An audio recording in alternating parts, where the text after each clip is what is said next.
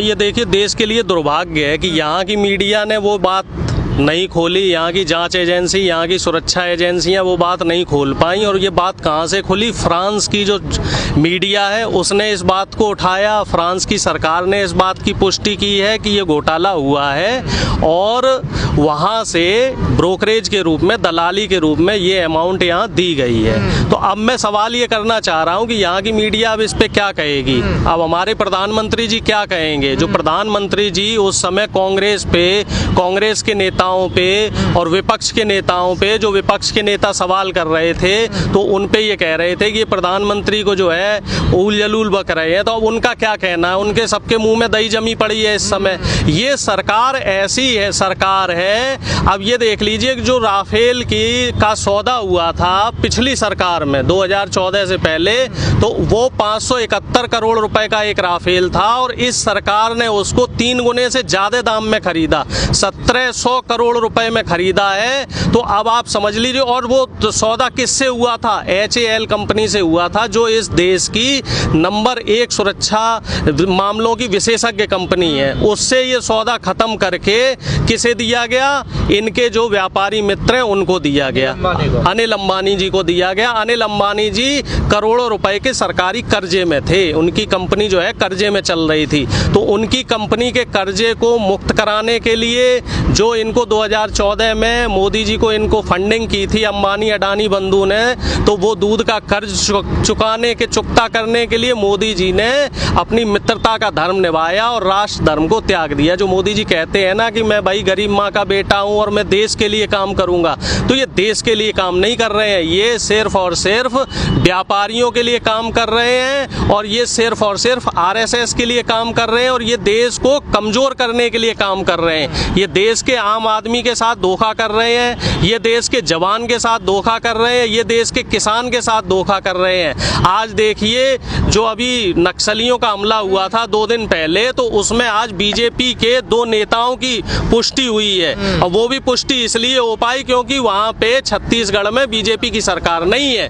वहाँ कांग्रेस की सरकार है। तो वहाँ की पुलिस ने 2 बीजेपी के नेताओं को पकड़ा है। अब इस पे प्रधानमंत्री जी और गृह मंत्री जी क्या कहेंगे? और राजस्थान में भी उस दिन जो हमारे किसान नेता टिकैत साहब पे हमला किया था, तो वो भी बीजेपी के जो एक छात्र परिषद है, ABVP, अखिल भारतीय विद्यार्थी परिषद, तो उसके नेता थे, और उसमें भी डायरेक्ट बता रहे हैं बीजेपी के बड़े बड़े विधायकों और सांसदों का इन्वॉल्वमेंट है। तो इस समय बीजेपी देश के लिए काम नहीं कर रही है, देश की जनता के लिए काम नहीं कर रही। इस समय ये लोग क्या काम कर रहे हैं? ये देश को तोड़ने के लिए काम कर रहे हैं, ये देश को लूटने के लिए काम कर रहे हैं, ये देश की एकता अखंडता को छीड़ करने के लिए काम कर रहे हैं। इस समय किसान इनके गले की फांस बना हुआ है, तो किसानों का आंदोलन कैसे कमजोर हो उसकी तरफ इनका ध्यान है। इनका सारा ध्यान इस समय बंगाल इलेक्शन पे है कि कैसे भी, जैसे पुलवामा में इन्होंने किया था, वैसे ही अब ये नक्सली हमले की आड़ में बंगाल में सहानुभूति के रूप में वोट लेने का काम कर रहे हैं। लेकिन अब इनकी ये चाल नहीं चलेगी, क्योंकि देश की जनता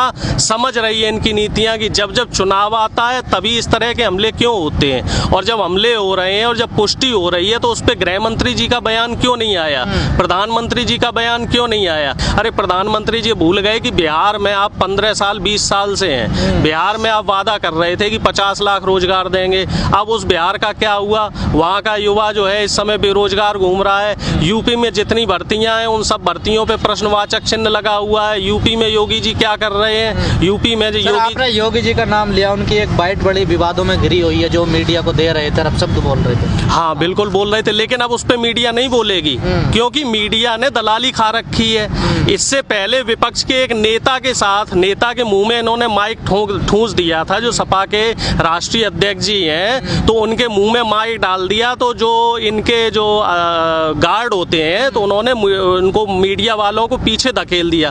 तो उस वीडियो को तो इन्होंने खूब दिखाया, ये कहा कि साहब पत्रकारों के साथ बदतमीजी हो रही,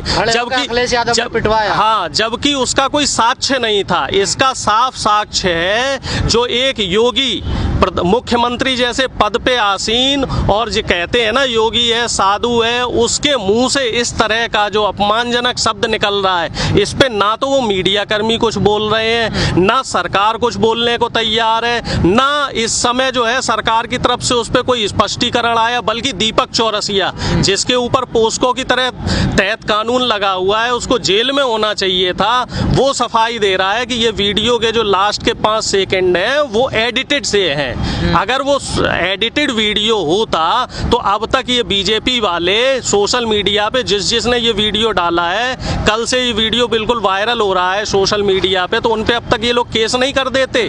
बीजेपी अब अपना दामन बचाते फिर रही है। लेकिन अखिलेश यादव के खिलाफ तो एफआईआर करी पत्रकारों ने, अब तो नहीं कर रहे वो। नहीं तो अब क्यों करेंगे? क्योंकि अखिलेश यादव जी से उन्हें पैसा नहीं मिल रहा था, पैसा तो इन्हें योगी जी से मिल रहा है। मीडिया जो लोकतंत्र का एक समय सबसे मजबूत स्तंभ माना जाता था, वो इस समय अपनी जमीर को मार के चंद पैसों के लिए मीडिया ने पत्रकारिता के जो मुख्य जो होते थे कि भाई एक पत्रकारिता का जो फर्ज है, वो धर्म है, वो सत्ता पक्ष से सवाल करना होना चाहिए, वो ना करके चंद पैसों के लिए पत्रकार इस समय सरकार की गोद में जाके बैठ गए हैं। अपनी भाषा की मर्यादा खोते जा रहे हैं। नेता नहीं, कुछ नेता जो इस समय सत्ता के नशे में चूर हैं, चाहे वो प्रधानमंत्री जी हो जो दीदी के लिए इस तरीके से व्यंग्यात्मक भाषा का इस्तेमाल कर रहे हैं, चाहे वो गृह मंत्री जी हो जो खुले खुले मंचों पे लोगों को धमका रहे हैं, वही गृह मंत्री जी हैं जिन्होंने दिल्ली में जब चुनाव होने वाला था तो किस तरीके से सांप्रदायिक भाषण दिया था, अब वही मुख्यमंत्री जी हैं।